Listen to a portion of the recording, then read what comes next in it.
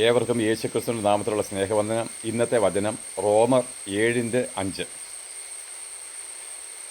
നാം ജഡത്തിലായിരുന്നപ്പോൾ ന്യായപ്രമാണത്താൽ ഉളവായ പാപരാഗങ്ങൾ മരണത്തിന് ഫലം കായ്ക്കത്തക്കവണ്ണം നമ്മുടെ അവയവങ്ങളിൽ വ്യാപരിച്ചു പോന്നു. നാം ജഡത്തിലായിരുന്നപ്പോൾ ന്യായപ്രമാണത്താൽ ഉളവായ പാപരാഗങ്ങളാൽ മരണത്തിന് ഫലം കായ്ക്കത്തക്കവണ്ണം നമ്മുടെ അവയവങ്ങളിൽ വ്യാപരിച്ചു പോന്നു. നമുക്ക് പ്രിയരെ, ഇവിടെ അപ്പോസ്തലൻ എടുത്തു പറഞ്ഞൊരു കാര്യം, നാം ജഡത്തിലായിരുന്നപ്പോൾ. അപ്പോൾ നമ്മൾ സാധാരണ പെന്തക്കോസ്തല സമൂഹത്തിലെ അനേക പാസ്റ്റേഴ്സ് പ്രസംഗിക്കുന്ന പ്രസംഗം എന്താണ്? നാം ഇപ്പം ജഡത്തിലാണ്. എപ്പോഴും അവർ ജഡം എന്നൊരു വാക്ക് ഉപയോഗിക്കുന്നതായിട്ട് നമുക്ക് കാണുന്നുണ്ട്. യഥാർത്ഥത്തിൽ അതിൻ്റെ യഥാർത്ഥമായിരിക്കുന്ന അർത്ഥം എന്താണ്? യഥാർത്ഥത്തിൽ നാം ഇപ്പം ജഡത്തിലാണോ ആത്മാവിലാണോ? അല്ലെങ്കിൽ ഇത് പറയുമ്പോൾ നമുക്ക് അല്പം പുറമോട്ട് പോയി കഴിഞ്ഞാൽ യേശുക്രിസ്തു നിക്കോദോമസിനോട് പറയുന്നൊരു കാര്യമുണ്ട്. അതായത് യോഹന്നാൻ്റെ സുവിശേഷം അതിൻ്റെ 2-ാം അധ്യായം അതിൻ്റെ 6-ാമത്തെ വാക്യത്തിൽ പറയുന്നൊരു കാര്യമുണ്ട്. ജഡത്താൽ ജനിച്ചത് ജഡമാകുന്നു, ആത്മാവിനാൽ ജനിച്ചവൻ ആത്മാവാകുന്നു. ജഡത്താൽ ജനിച്ചത് ജഡമാകുന്നു, ആത്മാവിനാൽ ജനിച്ചവൻ ആത്മാവാകുന്നു. അപ്പോൾ ഈ നമ്മൾ റോമാലേഖനം 7:5 ധ്യാനിക്കുമ്പോൾ ഒരു കാര്യം മനസ്സിലാക്കണം. ഈ ഭൂമിയിലെ സകല മനുഷ്യരും ജഡത്താൽ ജനിച്ചതാണ്.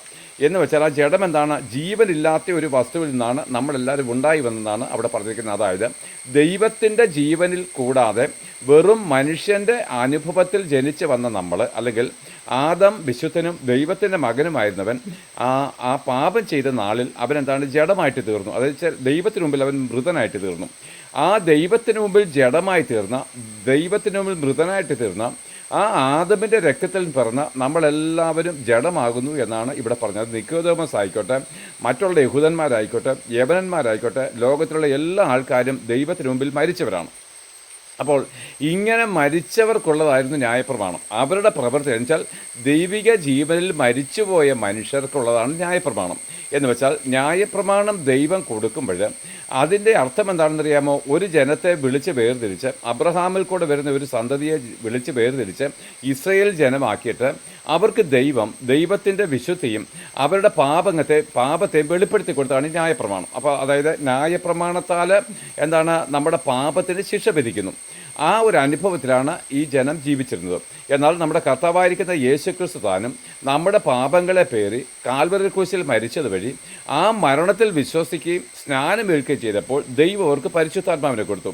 ജഡത്താൽ ജനിച്ചത് ജഡമാകുന്നു, ആത്മാവിനാൽ ജനിച്ചത് ആത്മാവാകുന്നു. അപ്പോൾ ഈ സ്നാനമേറ്റ ആത്മാവിനെ പ്രാപിച്ച ഈ റോമയിലുള്ള ഈ സഭ ഇപ്പോൾ വിശുദ്ധന്മാരുടെ കൂട്ടമാണ്. ഇവരിപ്പോൾ ജഡമല്ല ആത്മാവാകുന്നു എന്നാണ് പറഞ്ഞതിൻ്റെ അർത്ഥം.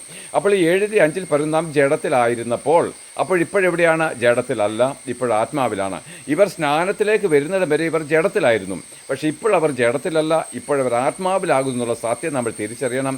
അതായത് പ്രിയപ്പെട്ടവരെ, നമ്മൾ യേശുക്രിസ്തുവിൽ വിശ്വസിച്ച് സ്നാനമേറ്റ നിമിഷത്തിൽ, പരിശുദ്ധാത്മാവിനെ ലഭിച്ച നിമിഷം മുതൽ നമ്മളിനി ജഡത്തിലല്ല ആത്മാവിലാകുന്നു. അപ്പോൾ ഈ ജഡമെന്നുള്ള വാക്കിന് ഈ 2 ഭാഗങ്ങളായിട്ട് നമ്മളിവിടെ കാണുന്നുണ്ട്. അതായത് ജഡമെന്നുള്ള വാക്കിൻ്റെ അർത്ഥം 2 രീതിയിലാണ്. റോമലേഖനം പഠിപ്പിക്കുന്ന ഈ ജഡം, ഈ 7-ാം അധ്യായത്തിൽ പറയുന്ന ഈ ജഡം യഥാർത്ഥത്തിൽ നമ്മുടെ ഈ ശരീരമല്ല. ഈ ശരീരത്തെ അല്ല ജഡമെന്ന് ഇവിടെ പറഞ്ഞു. പിന്നെ എന്താണ്? അത് ആദമിൻ്റെ മക്കളായിട്ട് പിറന്ന ആദമ്യ മക്കളെ ഉദ്ദേശിച്ചാണ്, ആദാമിൻ്റെ മക്കളെ ഉദ്ദേശിച്ചാണ് ഈ ജഡമെന്ന് ഇവിടെ പറയുന്നത്. നമ്മൾ ആദമിൻ്റെ മകനായിരുന്നപ്പോൾ, അല്ലെ മകളായിരുന്നപ്പോൾ നമ്മൾ എന്താണ് സംഭവിച്ചിരുന്നത്? ന്യായപ്രമാണത്താൽ ഉളവായ പാപരാഗങ്ങൾ മരണത്തിന് ഫലം കായ്ക്കത്തക്കവണ്ണം നമ്മുടെ അവയവങ്ങൾ വ്യാപരിച്ചു പോന്നു. അപ്പോൾ നമ്മൾ ആദമിൻ്റെ സന്തതിയായിരുന്നപ്പോൾ നമ്മൾ എന്താണ്? ന്യായപ്രമാണം നമ്മുടെ മേൽ കർത്തൃത്വം ചെയ്തു വെച്ചാൽ ന്യായപ്രമാണത്താലുള്ള നിയമം നമ്മളിൽ വ്യാപരിച്ചിരുന്ന പാപത്തിന് ശിക്ഷ വിധിച്ചു പോന്നു. എന്നിട്ട് ഇതിൻ്റെ ഈ മുകളിലും താഴെയുമുള്ള വചനം കൂടെ നമുക്ക് വായിക്കാം. 5 വായിച്ചത്. 6-ാമത്തെ വാക്യം, ഇപ്പോഴോ നമ്മെ പിടിച്ചടക്കിയിരിക്കുന്ന ന്യായപ്രമാണം സംബന്ധിച്ച് മരിച്ചിരിക്കൊണ്ട് അക്ഷരത്തിൻ്റെ പഴക്കത്തിലല്ല ആത്മാവിൻ്റെ പുതുക്കത്തിൽ തന്നെ സേവിക്കേണ്ടതിന് നാം ന്യായപ്രമാണത്തിൽ നിന്ന് ഒഴിവുള്ളവരാകുന്നു. അപ്പോഴെന്താണ്? ജഡത്തിൻ്റെ മക്കളായിരിക്കുന്ന ആദമിൻ്റെ മക്കൾക്ക് വേണ്ടി ദൈവം ഒരുക്കിയിരിക്കുന്ന ന്യായപ്രമാണത്തിൻ്റെ പ്രവൃത്തിയിൽ നിന്നും ഇപ്പോൾ നമ്മളെന്താണ്? സ്വാതന്ത്ര്യം പ്രാപിച്ചിരിക്കുകയാണ്. ഇവിടെ വീണ്ടും പറയുന്നു, നമ്മെ പിടിച്ചടക്കിയിരുന്ന ന്യായപ്രമാണം സംബന്ധിച്ച് മരിച്ചിരിക്കൊണ്ട് അക്ഷരത്തിൻ്റെ പഴക്കത്തിലല്ല. അപ്പോൾ എന്താണ്, നമ്മളെ ന്യായപ്രമാണത്തിന് നമ്മുടെ മേലിനി അധികാരമില്ലാത്ത വണ്ണം ന്യായപ്രമാണം ആർക്ക് വേണ്ടി കൊടുത്തുവോ, അല്ലെങ്കിൽ ജഡത്തിന് വേണ്ടി കൊടുത്തെങ്കിൽ ആദമിൻ്റെ മക്കൾക്ക് വേണ്ടി കൊടുത്തെങ്കിലും ആദമിൻ്റെ മക്കൾ എന്നുള്ള പദവിയിൽ നമ്മൾ മരിച്ചതുകൊണ്ട് ന്യായപ്രമാണത്തിന് നമ്മുടെ മേൽ കർത്തൃത്വമുള്ള അതിൻ്റെ കാര്യം എന്ന് പറയുമ്പം ന്യായപ്രമാണം പാപത്തിന് ശിക്ഷ വിധിക്കാനാണ്. എന്നാൽ നമ്മൾ പുതിയ സൃഷ്ടിയായപ്പോൾ യേശുക്രിസ്തുവിൻ്റെ രക്തം ആ ശിക്ഷാവിധിയിൽ നമ്മളെ രക്ഷിപ്പാൻ തക്കവണ്ണം ആ യേശുക്രിസ്തുവിൻ്റെ രക്തം ആ ന്യായപ്രമാണ പുസ്തകത്തിൻ്റെ മുമ്പിലുള്ള നമ്മുടെ പാപത്തിൻ്റെ അനുഭവത്തെ മായ്ച്ചു കളഞ്ഞു. അതായത് ന്യായപ്രമാണത്തിന് നമ്മളെ വിധിക്കണമെങ്കിൽ എന്തുണ്ടായിരിക്കണം? നമ്മളിൽ പാപമുണ്ടായിരിക്കണം. അപ്പോൾ ന്യായപ്രമാണത്തിന് നമ്മളെ ശിക്ഷിക്കുവാൻ കഴിയാത്ത വണ്ണം ആ രക്തം നമ്മളെ ശുദ്ധീകരിച്ചത് വഴി ന്യായപ്രമാണം മുമ്പിലുണ്ട്. പക്ഷേ അതിനി നമ്മുടെ മേൽ കർത്തൃത്വമില്ലെന്ന് പറഞ്ഞാൽ ഇനി അതിന് നമ്മളെ ശിക്ഷിക്കുവാൻ അധികാരമില്ല എന്നാണ് എൻ്റെ അർത്ഥം. അതിൻ്റെ മുകളിലത്തെ വചനം വായിച്ചാലോ, അതായത് 4-ാമത്തെ വചനം, അതുകൊണ്ട് സഹോദരന്മാരെ നാം ദൈവത്തിന് ഫലം കായ്ക്കുമാറ് മരിച്ചിട്ട് ഉയർത്തെഴുന്നേറ്റവനായ വേറൊരുവനാകേണ്ടതിന് നിങ്ങളും ക്രിസ്തുവിൻ്റെ ശരീരം മുഖാന്തരം ന്യായപ്രമാണ സംബന്ധമായിട്ട് മരിച്ചിരിക്കുന്നു. അപ്പോൾ യേശുക്രിസ്തുവിൻ്റെ ശരീരം നമ്മുടെ ഈ പാപത്തെ സ്വയം ഏറ്റെടുത്തിട്ട് നമ്മുടെ പാപത്തിൻ്റെ ശിക്ഷ തൻ്റെ ശരീരത്തിൽ ഏറ്റത് വഴി നാം അത് വിശ്വസിച്ചു. എന്താണ്? യേശുക്രിസ്തു എൻ്റെ പാപത്തിൻ്റെ ശിക്ഷ ഏറ്റു. അപ്പോൾ നോക്ക് പ്രിയരെ, ഒരു നിയമം, അതായത് ഇപ്പോൾ ഞാനൊരു തെറ്റ് ചെയ്തു, ഒരു കൊലപാതകം ചെയ്തു.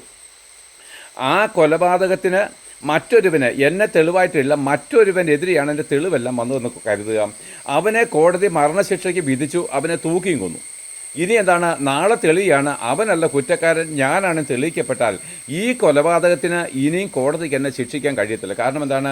ആ കോടതി ഈ തെറ്റിന്, ഈ കൊലപാതകത്തിന് മറ്റൊരുവനെ പ്രതിയാക്കി തൂക്കിക്കൊന്നത് വഴി ഇനി അതിൻ്റെ യഥാർത്ഥ പ്രതി ഞാനാണെന്ന് തിരിച്ചറിഞ്ഞാൽ പോലും ഇനി അതിനെന്നെ ശിക്ഷിക്കാൻ കഴിയത്തില്ല.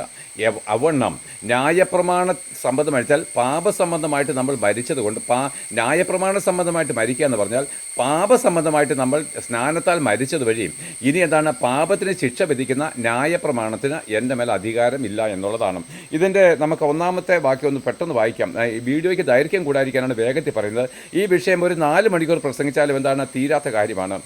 ഏത് ചോദ്യത്തിനും ഞാൻ മനസ്സിലാക്കി തരാം ഈ വിഷയത്തിൽ.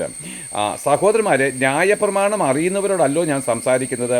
മനുഷ്യൻ ജീവനോടിരിക്കും കാലത്തൊക്കെയും ന്യായപ്രമാണത്തിന് അവൻ്റെ മേൽ അധികാരമുണ്ടെന്ന് നിങ്ങൾ അറിയുന്നില്ലയോ?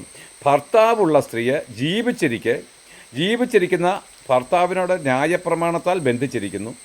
ഭർത്താവ് മരിച്ചാൽ അവൾ ഭർത്തൃ ന്യായപ്രമാണത്തിൽ നിന്ന് ഒഴിവുള്ളവളായി. ഭർത്താവ് ജീവിച്ചിരിക്കുമ്പോൾ അവൾ വേറെ പുരുഷനായാൽ വ്യഭിചാരിണി എന്ന് വരും. ഭർത്താവ് മരിച്ചു എങ്കിലോ അവൾ വേറെ പുരുഷനായാൽ വ്യഭിചാരിണി എന്ന് വരാത്ത വണ്ണം ന്യായപ്രമാണത്തിൽ സ്വതന്ത്രയാകുന്നു. അതുകൊണ്ട് സഹോദരന്മാരെ നാം ദൈവത്തിന് ഫലം കായ്ക്കുമാർ. എന്താണ് സഹോദരന്മാരെ? ന്യായപ്രമാണം അറിയുന്നവരോടല്ലോ ഞാൻ സംസാരിക്കുന്നത്. മനുഷ്യൻ ജീവനോടിരിക്കും കാലത്തൊക്കെയും ന്യായപ്രമാണത്തിന് അവൻ്റെ മേൽ അധികാരമുണ്ടെന്ന് നിങ്ങൾ അറിയുന്നു. അപ്പോൾ ഒരു മനുഷ്യൻ ജീവിച്ചിരിക്കുമ്പോഴെല്ലാം എന്താണ്? അവൻ്റെ ജഡത്തിൻ്റെ സന്തതിയായിരിക്കുന്ന ജഡമായിരിക്കുന്ന ഒരു മനുഷ്യൻ ജീവിച്ചിരിക്കുമ്പോളം ഈ ന്യായപ്രമാണത്തിന് അവൻ്റെ പാപമുഖാന്തരം അവനെ ശിക്ഷ വിധിക്കാനുള്ള അധികാരമുണ്ട്. അപ്പോൾ ജീവിച്ചിരിക്കുന്ന ഒരു വ്യക്തിയുടെ മേലാണ് എന്താണ് ഈ ന്യായപ്രമാണത്തിന് അധികാരം. മരിച്ചു കഴിഞ്ഞെങ്കിൽ എന്താണ്? ന്യായപ്രമാണത്തിന് അധികാരമില്ല. അതൊരു ഉപമ പറയുകയാണ്. അവൻ്റെ മേൽ അധികാരമുണ്ടെന്ന് നിങ്ങൾ അറിയുന്നല്ലോ. ഭർത്താവുള്ള സ്ത്രീ ജീവിച്ചിരിക്കുന്ന ഭർത്താവിനോട് ന്യായപ്രമാണത്തിൽ ബന്ധിച്ചിരിക്കുന്നു. അപ്പോൾ ഒരു ഭാര്യാഭർത്തൃ ബന്ധത്തിൽ ഭർത്താവ് ജീവിച്ചിരിക്കുമ്പോളം ഈ ഭാര്യ മറ്റൊരു പുരുഷനായാൽ അവളെ വ്യഭിചാരിണി എന്ന് പറയും. എന്നിട്ട് താഴെ പറയുകയാണ്, ഭർത്താവ് മരിച്ചുവെങ്കിലോ, അപ്പോൾ ഭർത്താവ് മരിച്ചു കഴിഞ്ഞാൽ അവൾ സ്വതന്ത്രയായി അവൾക്ക് ഇഷ്ടമുള്ള പുരുഷനെ വിവാഹം കഴിക്കാം. ഈ ഉപമ പറഞ്ഞിട്ട് പറയുകയാണ്, ഭർത്താവ് മരിച്ചെങ്കിൽ വേറെ പുരുഷനാൽ വ്യഭിചാരിണി എന്ന് വരാതെ വണ്ണം ന്യായപ്രമാണത്തിൽ സ്വതന്ത്രയാകുന്നു. അതുകൊണ്ട് സഹോദരന്മാരെ നാം ദൈവത്തിന് ഫലം കായ്ക്കുമാറ് മരിച്ചിട്ട്, അപ്പോഴെന്താണ്? നാം ദൈവത്തിന് ഫലം കായ്ക്കുമാറ്, അല്ലെങ്കിൽ ന്യായപ്രമാണത്തിൽ ഇരിക്കുമ്പോൾ നമ്മൾ സാത്താനാണ് ഫലം കായ്ച്ചുകൊണ്ടിരുന്നത്, പാപമാണ് നമ്മൾ കർത്തൃത്വം ചെയ്തുകൊണ്ടിരുന്നത്. എന്നാൽ നമ്മളിതാണ് ഈ ന്യായപ്രമാണ സംബന്ധമായിട്ട് മരിച്ചിട്ടല്ലാതെ ക്രിസ്തുവിലേക്ക് വരാൻ കഴിയത്തില്ല. അപ്പോൾ ന്യായപ്രമാണവും ക്രിസ്തുവും കൂടെ ഒരിക്കലും ഒന്നിച്ച് ജീവിക്കുവാൻ കഴിയത്തില്ല. ന്യായപ്രമാണിച്ചാൽ ജഡസംബന്ധമായിട്ട് നമ്മൾ മരിച്ച് ഈ സ്നാനത്തിലേക്ക് വന്നിട്ടല്ലാതെ നമുക്കൊരിക്കലും ക്രിസ്തുവിൻ്റെ പ്രമാണവുമായിട്ട് ചേർന്ന് പോകാൻ കഴിയത്തില്ല എന്നാണ് അതിൻ്റെ അർത്ഥം. അപ്പോൾ ഈ റോമാലേഖനം 6-ാം അധ്യായം പറഞ്ഞു, നമ്മൾ ഈ പാപസംബന്ധമായിട്ട് സ്നാനത്താൽ മരിച്ചവനാണ്. ആദമ്യ പാപത്തിന് ജഡസംബന്ധമായിട്ട് നമ്മൾ സ്നാനത്താൽ മരിച്ച് ഇപ്പോൾ ക്രിസ്തുവിൻ്റെ അല്ലെങ്കിൽ ദൈവത്തിൻ്റെ മക്കളായിട്ട് നമ്മൾ ഉയർത്തെഴുന്നേറ്റ ഈ പുതിയ സൃഷ്ടിയായിരിക്കുന്ന അനുഭവത്തിൽ ഇനി ന്യായപ്രമാണത്തിന് എന്നെ വിധിപ്പാൻ തക്കവണ്ണം ആ പാപം ഇനി എന്നിലില്ലാത്തത് കൊണ്ട് ന്യായപ്രമാണം എൻ്റെ മുമ്പിൽ എന്താണ്? ദുർബലമായിരിക്കുന്നു. അപ്പോൾ പാപമില്ലാത്തടത്ത് ന്യായപ്രമാണത്തിന് ശക്തിയില്ല എന്നാണ് ഈ വചനം പറഞ്ഞു കഴിക്കുന്നത്. ആയാൽ പ്രിയപ്പെട്ട ഉപദേശിമാരെ, പാസ്റ്റേഴ്സ്മാരെ, ഇനി നമ്മൾ ജഡത്തിലാണെന്ന് പറഞ്ഞ് മനുഷ്യരെ വഞ്ചിക്കല്ലെന്നാണ് ഞാൻ ഈ ഒരു ചെറിയ വീഡിയോയിൽ കൂടെ പറയുന്നത്. എന്താണ്? നാം ജഡത്തിലാണെന്ന് പറഞ്ഞ് നിങ്ങൾ വിശ്വാസികളെ വഞ്ചിക്കല്ല്. നാം ജഡത്തിൻ്റെ അനുഭവത്തിൽ മരിച്ചവരാണ്. നമ്മളിപ്പോൾ ആത്മീയ സന്തതിയാണ്. ന്യായപ്രമാണത്തിൽ നമ്മുടെ മേൽ കർത്തൃത്വമില്ലാത്തവണ്ണം നമ്മൾ ന്യായപ്രമാണത്തെ ജയിച്ച് പ്രശംസിക്കുന്നവരാണെന്നുള്ള ധൈര്യവും ഉന്മേഷവും ഈ ജനങ്ങൾക്ക് പങ്കിട്ട് കൊടുക്കേണ്ടത് നിങ്ങൾ. നാം വീണ്ടും ജഡത്തിലാണ്, നന്മയില്ലാത്ത ജഡത്തിലാണ് എന്ന് പറയില്ല. നമ്മളിപ്പോൾ ആത്മീയ അനുഭവത്തിലേക്ക് ഉയർന്നു വന്നവരാണ്. നമ്മളിപ്പോൾ ആത്മാവിലാണ്. കാരണം ദൈവത്തിൻ്റെ മക്കൾ ആത്മീയരാണ്. ജഡത്തിൻ്റെ സന്തതികൾ എന്താണ്? പഴയ അനുഭവമാണ്, ആദമിൻ്റെ സന്തതികളാണ്. ആകയാൽ ഈ ജഡം എന്ന് പറയുമ്പോൾ ഞാൻ ഒരു കാര്യം കൂടെ നിങ്ങൾക്കൊന്ന് തെളിയിച്ചു തരാം. അപ്പോൾ ഗലാത്യലേഖനത്തിനകത്ത് പറയുന്നൊരു കാര്യമുണ്ട്. ഇപ്പോൾ ഞാൻ ജഡത്തിൽ ജീവിക്കുന്നതോ എന്നെ സ്നേഹിച്ച് എനിക്ക് വേണ്ടി തന്നെത്താൻ ഏൽപ്പിച്ചു കൊടുത്ത ദൈവപുത്രനുള്ള വിശ്വാസത്തിലാണ്. എന്നാൽ ഇവിടെ ഈ ഗലാത്യലേഖനത്തിനകത്ത് ഈ ജഡമെന്ന് പറയുന്നത് എന്താ അറിയാമോ? അത് ആദമിൻ്റെ മകനെ പറ്റിയല്ല. അത് നമ്മൾ വിവേചിച്ചറിയണം. ഇപ്പോൾ ഞാൻ ജഡത്തിൽ ജീവിക്കുന്നു എന്ന് പറഞ്ഞാൽ ഈ ശരീരത്തിൽ, അത് ഈ മൺശരീരമാണ്. ഈ മൺശരീരത്തിൽ ജീവിക്കുന്നതോ എന്നെ സ്നേഹിച്ച് എനിക്ക് വേണ്ടി തന്നെത്താൻ ഏൽപ്പിച്ചു കൊടുത്ത ദൈവപുത്രനായിരിക്കുന്ന യേശുക്രിസ്തുവിലുള്ള വിശ്വാസത്തിലാണ്. അതായത് ഭൂമിയിൽ ഞാൻ ഇപ്പോൾ ജീവിച്ചിരിക്കുന്നത് യേശുക്രിസ്തുവിലുള്ള വിശ്വാസത്തിൽ നിന്നാണ് ഈ ഗലാത്യലേഖനത്തിൽ ഈ വചനത്താൽ നമ്മൾ മനസ്സിലാക്കുന്നത്. ഇതിന് വിവേചിച്ചറിയുവാൻ ദൈവം നിങ്ങൾക്ക് കൃപ തരട്ടെ. കേട്ട ഏവർക്കും നന്ദി.